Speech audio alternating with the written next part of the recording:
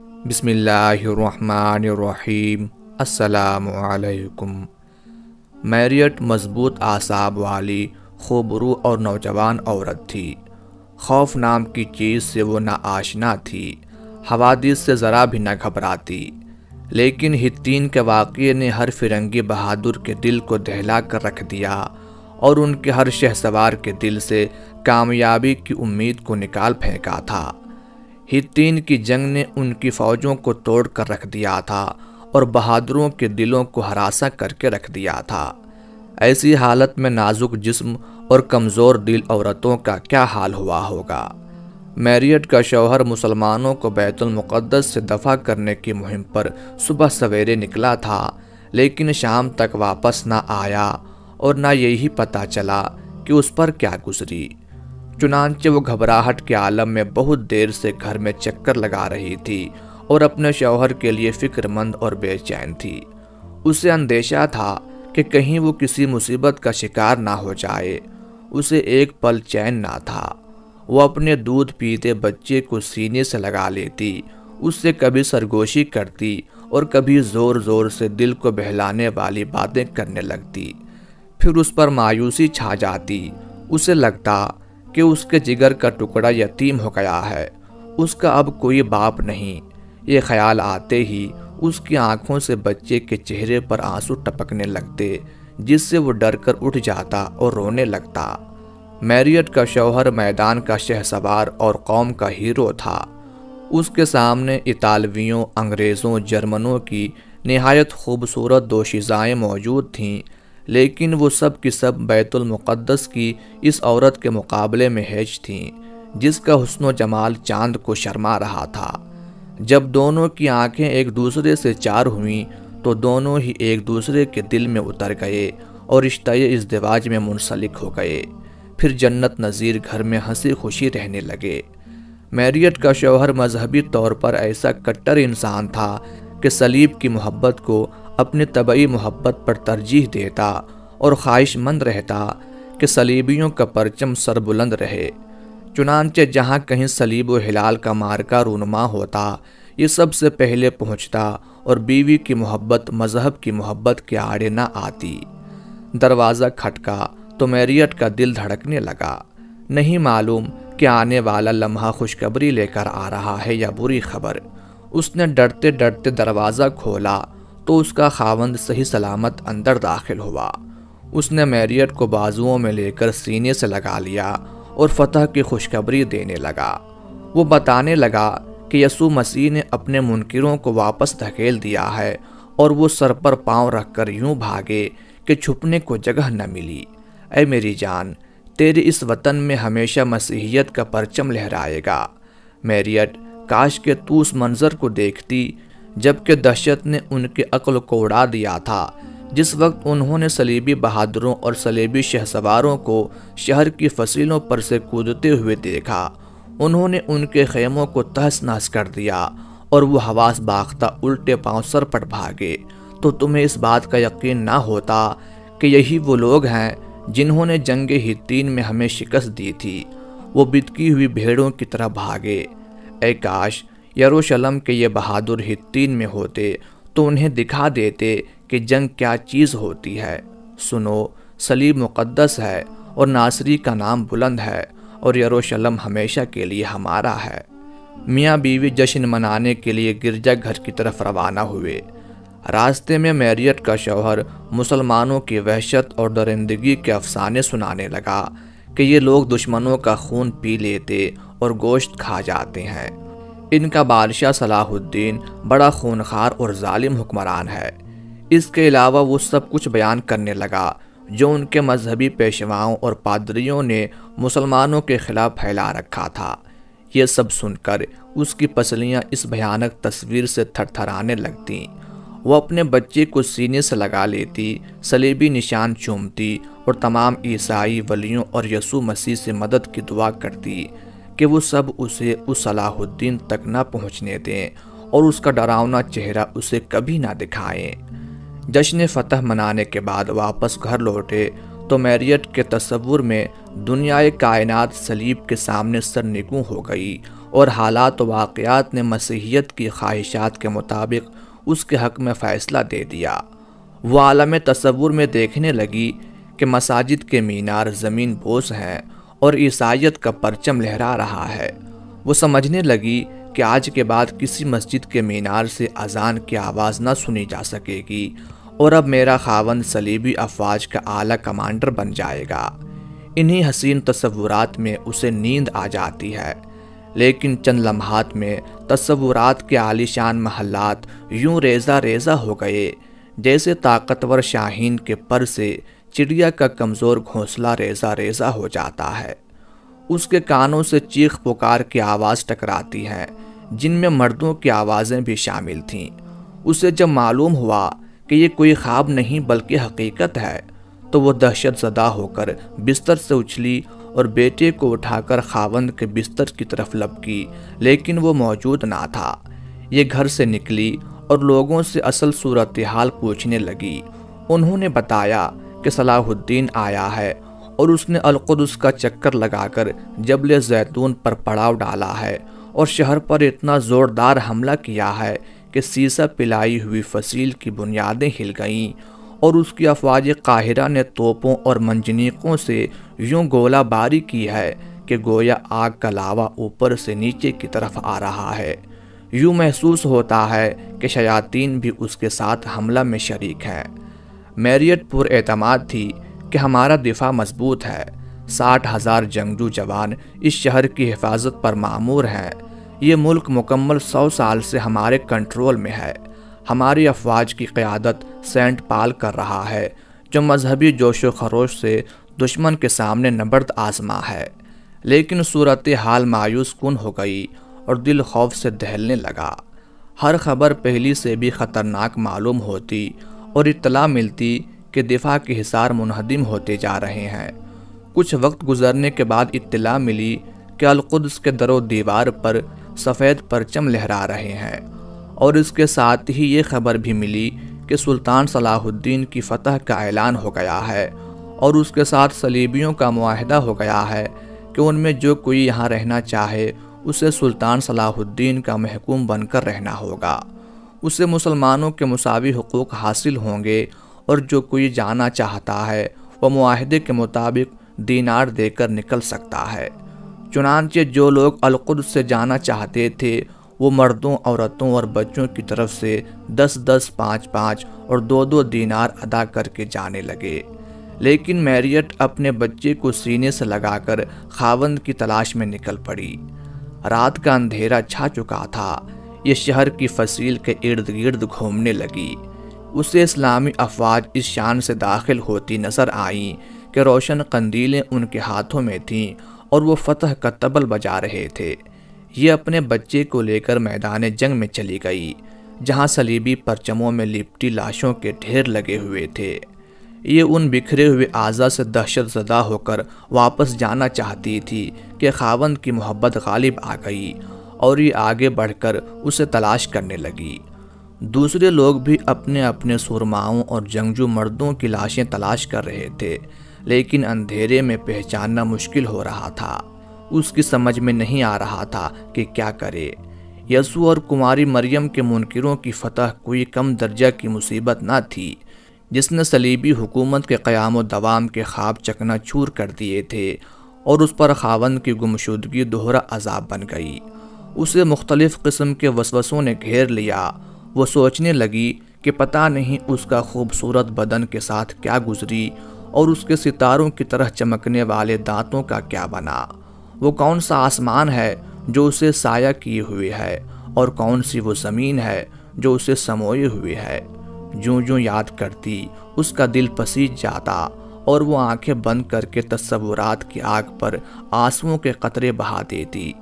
غم کی وجہ سے اس کا دل پگھل رہا تھا، اور جو چیز بے حد پریشان کر رہی تھی وہ یہ کہ اس مصیبت میں کوئی دلاسا دینے والا نہیں مل رہا تھا جو اس پر نظر شفقت ڈالے، کیونکہ اس رات ہر ایک اپنے اپنے غم میں ڈوبا ہوا تھا اور نفسا نفسی کا عالم طاری تھا۔ وہ سوچنے لگی کہ 100 سالہ صلیبی اقتدار کس طرح سمندر کی جھاگ ثابت ہوا جو آنن فانن ختم ہو گیا، اور وہ معرکہ جس کی ابتدا فتح و کامرانی اور محبت و وصال سے شروع ہوئی تھی کیوں کر نامرادی اور شکست میں بدل گئی۔ جس ملک کو حاصل کرنے کے لیے پورا یورپ زور لگا رہا تھا کہ کس طرح ایک امیر کے ہاتھوں قبضہ سے نکل گیا۔ جب ایک مسلمان امیر تمام مسیحی حکمرانوں پر اتنا بھاری ثابت ہوا تو اس وقت کیا حال ہوگا جب تمام مسلمان سلاطین اکٹھے ہو جائیں گے۔ وہ سوچنے لگی کہ ایک چھوٹی سی مملکت کا یہ حال ہے تو اس وقت کس طرح کوئی طاقت مسلمانوں کے سامنے ٹھہر سکتی تھی جب چین سے فرانس تک ایک ہی خلافت قائم تھی۔ یہ مختلف لوگوں سے اپنے خاوند کے متعلق دریافت کرتی رہی لیکن کسی نے بھی کوئی جواب نہ دیا۔ ایک کریم النفس ملا بھی تو اس نے صرف اتنا کہا کہ میں نہیں جانتا۔ چاند آہستہ آہستہ بادلوں میں آنکھ مچولی کرتا ہوا کرۂ ارضی پر روشنی ڈالنے لگا۔ اس نے دیکھا کہ ٹوٹی ہوئی تلواروں اور تیروں کے درمیان زرہوں میں ڈھکی ہوئی لاشیں خاک و خون میں بکھری پڑی ہیں، اور جن چہروں سے القدس کی سرزمین پر رونق تھی وہ آج پہچانے نہیں جا رہے تھے۔ یہ اپنے خاوند کو تلاش کرتی ہوئی ایک بوڑھے کے پاس سے گزری جو اس کے خاوند کا جاننے والا تھا۔ اس نے اس کا ہاتھ تھام کر اسے میدان سے نکالا اور اپنے ساتھ گھر لے جانے لگا۔ اس نے آہستہ سے پوچھا، ابا جان، آپ نے کہیں میرا خاوند دیکھا ہے؟ اس نے مایوس کن خبر دینے کی بجائے ادھر ادھر کی باتیں بتائیں تاکہ یہ مزید خوف زدہ نہ ہو۔ اس نے پھر سوال کیا، ابا جان، اب یہ فاتحین ہمارے ساتھ کیا سلوک کریں گے؟ کیا وہ میرے بچے کو میرے سامنے کھا جائیں گے؟ اس نے جواب دیا، تمہیں کس نے یہ جھوٹی باتیں بتائیں؟ مسلمان بڑے معزز اور رحم دل لوگ ہیں۔ ان کا بادشاہ صلاح الدین تمام حکمرانوں سے بڑھ کر رحم دل ہے۔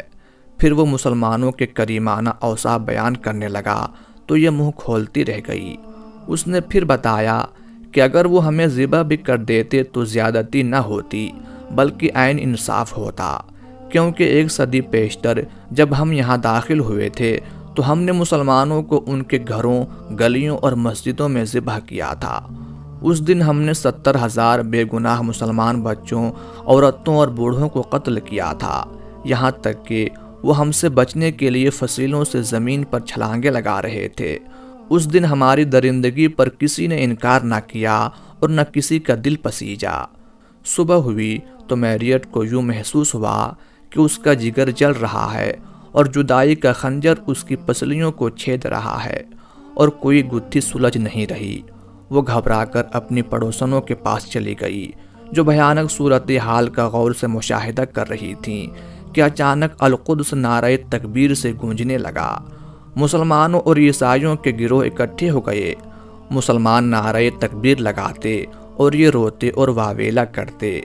تمام عورتوں نے دیکھا کہ ایک نوجوان قبۃ الصخرہ پر چڑھا اور اس صلیب کو اتارنے لگا جو 1 صدی سے صخرہ پر نصب تھی اور گمان تھا کہ قیامت تک رہے گی۔ ان کے پاس مسلمانوں کے حسن سلوک کی وہ خبریں پہنچیں جن پر یقین کی بجائے تعجب آ رہا تھا کہ مسلمانوں نے کسی کو تکلیف نہیں دی اور نہ کسی کے مال کو ہاتھ لگایا ہے، بلکہ جو عیسائی شہر سے جانا چاہتے ہیں وہ معاہدے کے مطابق دینار ادا کر کے جا رہے ہیں، بلکہ اپنا پسندیدہ مال بھی اٹھا رہے ہیں، اور مسلمان فاتحین عیسائی مفتوحوں سے ان کا زائد از ضرورت سامان قیمتاً خرید رہے ہیں، اور عیسائی امن و سلامتی سے آ جا رہے ہیں۔ اور یہ بھی معلوم ہوا کہ جنگ کے دھنی مسلمان حالت امن میں بڑے متمدن اور باوقار لوگ ہیں، ان میں سوائے امن و سلامتی اور صلح و آشتی کے کچھ نظر نہیں آ رہا، اور یہ کہ مسلمانوں نے نصارہ کی بدعات کے خاتمے کے علاوہ کسی چیز کو ہاتھ نہیں لگایا، اور مسلمانوں نے نور الدین شہید کا ممبر حرم میں رکھ کر اس پر خطبہ دیا۔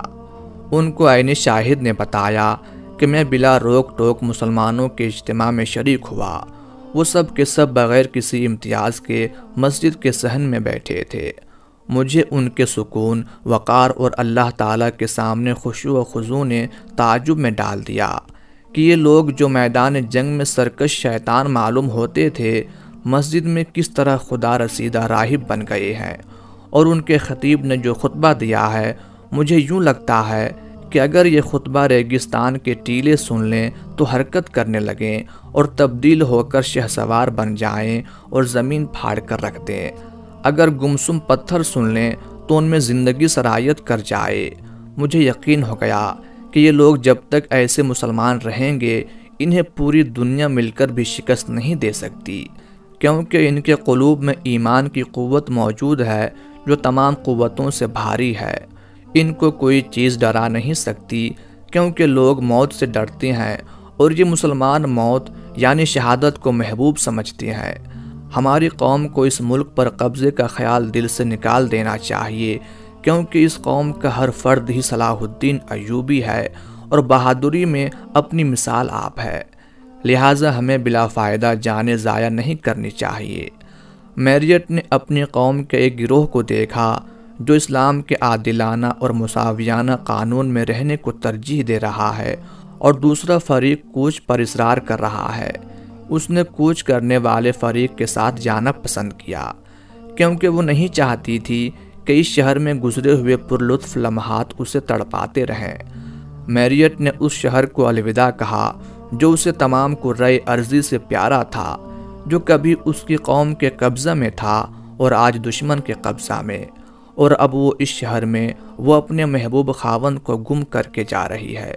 جو ہی خاوند کی یاد آئی تو سوچنے لگی پتہ نہیں کہ وہ بیچارہ کس وحشی درندہ کی خوراک بنا ہے یا کون سے پرندے کا پیٹ اس کی قبر بنا ہے۔ پرانی یادوں نے اسے ایسا ستایا کہ وہ بلند آواز سے رونے لگی۔ اسے دیکھ کر باقی عورتیں بھی رونے لگیں جن کے خاوند یا عزیز و اقارب قتل یا قید ہو چکے تھے۔ ان لمحات میں اچانک مسلمان فوجیوں نے انہیں ٹھہرنے کو کہا، بس وہ ڈر کے مارے چپ ہو گئیں اور ٹھہر گئیں۔ اب انہیں اپنی ہلاکت کا یقین ہو گیا تھا۔ یکایک انہیں مسلمانوں کی ایک جماعت ایک ٹیلے پر نظر آئی۔ ان کے درمیان ایک سردار اپنے گھوڑے پر سوار تھا۔ میریٹ کا دل یہ سن کر دھک دھک کرنے لگا کہ یہی سلطان ہے۔ کیا یہی وہ سلطان ہے؟ کیا یہی وہ ڈراؤنا صلاح الدین ہے؟ کیا یہی انسانوں کا گوشت کھاتا اور ان کا خون پیتا ہے؟ وہ غور سے اس کی طرف دیکھنے لگی۔ اسے نہ تو چیر پھاڑ کھانے والے درندوں کی علامتیں نظر آئیں اور نہ دانت اور نہ پنجے۔ اسے ہیبت و جلال اور نورانیت کے سوا کچھ بھی دکھائی نہ دیا۔ جب یہ اس کے پاس پہنچی تو اس نے پوچھا، کیوں روتی جا رہی تھیں؟ ایک عورت نے بتایا کہ ہمارے عزیز و اقارب آپ کی قید میں ہیں اور ہمارے خاوند۔ یہ کہہ کر وہ پھوٹ پھوٹ کر رونے لگی۔ ان کے ساتھ ہی نرم دل فاتح بھی رونے لگا اور اس نے ان کے قیدی چھوڑنے کا حکم دے دیا۔ انہیں حسب ضرورت مال و اسباب اور سامان خورد و نوش اور سواریاں دے کر روانہ کر دیا۔ میریٹ نے جب قیدیوں کے جھرمٹ میں اپنے محبوب خاوند کو صحیح سلامت دیکھا تو سب مصیبتیں اور تھکاوٹیں دور ہو گئیں۔ بدبختی اور شکست کے صدمات بھول گئے، خوشی سے آنکھوں میں آنسو بھر آئے۔ وہ لوگوں کے سامنے ہی اپنے خاوند سے لپٹ گئی۔ اسے یہ خیال بھی نہ آیا کہ لوگ کیا کہیں گے۔ صلاح الدین کے عفو و کرم نے ہر مرد و زن کو اس کے عزیزوں کے ساتھ ملا دیا۔ اب یہ سارے مل کر طرابلس کی طرف روانہ ہو گئے۔ یہ لوگ راستے پر چل نہیں رہے تھے بلکہ راستہ ان کو لے کر چلنے لگا۔ اب ان کے سینوں میں خوشی اور نا امیدی، میدان جنگ کی شکست اور قیدیوں کی رہائی میں کامیابی، فاتحین سے بغض اور ان کی نیکی کے شکریہ جیسے جذبات کا تلاطم برپا تھا۔ میریٹ کے دل میں اس حسن سلوک کے اعتراف کا داعیہ پیدا ہوا اور اسے اس محسن سلطان میں وہ مروت اور شرافت نظر آئی جو اپنی قوم کے مردوں میں مفقود تھی۔ وہ چاہتی تھی کہ اس سے محبت کرنے لگے، لیکن مذہبی تعصب آڑے آیا اور اس عظیم انسان کی کمزوریاں تلاش کرنے لگی کہ اسے کوئی خامی نظر آ جائے جو بغض کا جواز بن جائے۔ پھر وہ سلطان صلاح الدین اور اپنے روحانی پیشوا پاپائے اعظم کے کردار کا موازنہ کرنے لگی، جو گرجاؤں کے خزانے خالی کر کے تمام سونا چاندی اپنے ساتھ لے جا رہا تھا، اور اس کے پاس اتنا اثاثہ اور اتنے درہم و دینار تھے کہ قافلہ کے ہر مرد و زن اس سے گزر اوقات کر سکتے تھے، لیکن وہ کسی ضعیف مرد عورت کو ایک پائی بھی نہ دے رہا تھا جس سے وہ اسے ایک دن کا کھانا خرید سکیں۔ وہ یاد کرنے لگی کہ صلاح الدین نے باوجود معاہدے کے عیسائیوں کو اپنا مال و اسباب اٹھا کر لے جانے کی اجازت دے دی تھی۔ پھر وہ اپنی قوم کی وعدہ خلافیاں، معاہدوں کی بے حرمتی یاد کرنے لگی اور آرزو کرنے لگی کہ کاش وہ مسلمان ہوتی۔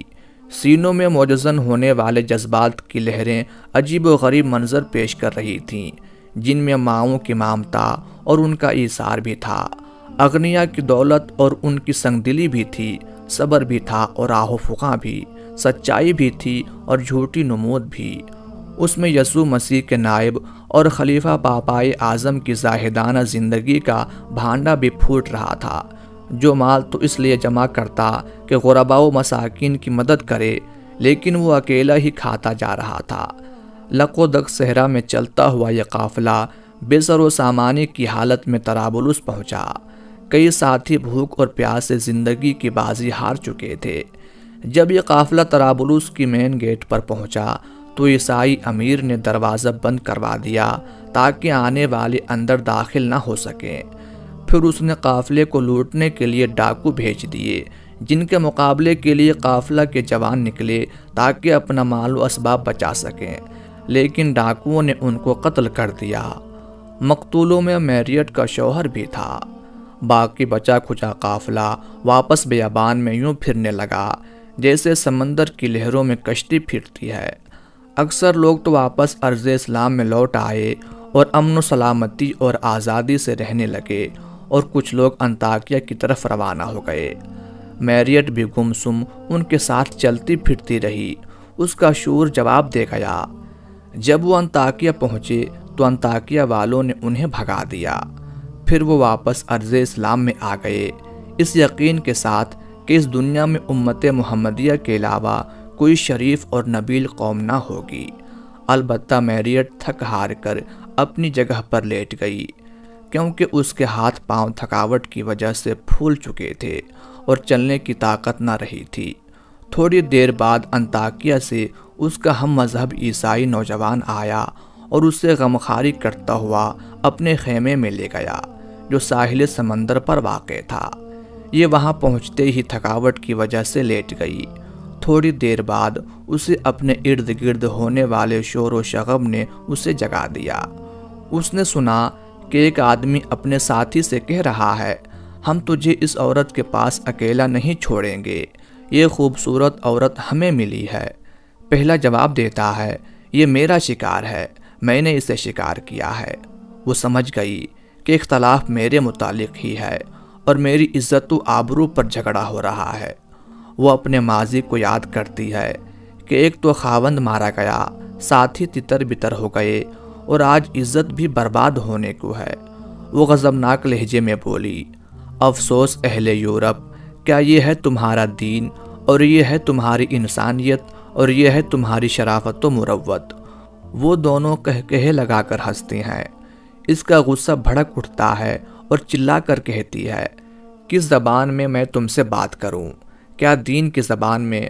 مجھے تو لگتا ہے تمہارا کوئی مذہب ہی نہیں ہے، یا انسانیت کی زبان میں، جبکہ تم بنی آدم کے بھیس میں درندے ہو، جنہوں نے بنی آدم کی کھال پہنی ہوئی ہے، یا مروت اور شرافت کی زبان میں خطاب کروں، جبکہ تم اس کی حدود کو پامال کر چکے ہو اور وہ تمہارے اندر نظر نہیں آ رہی۔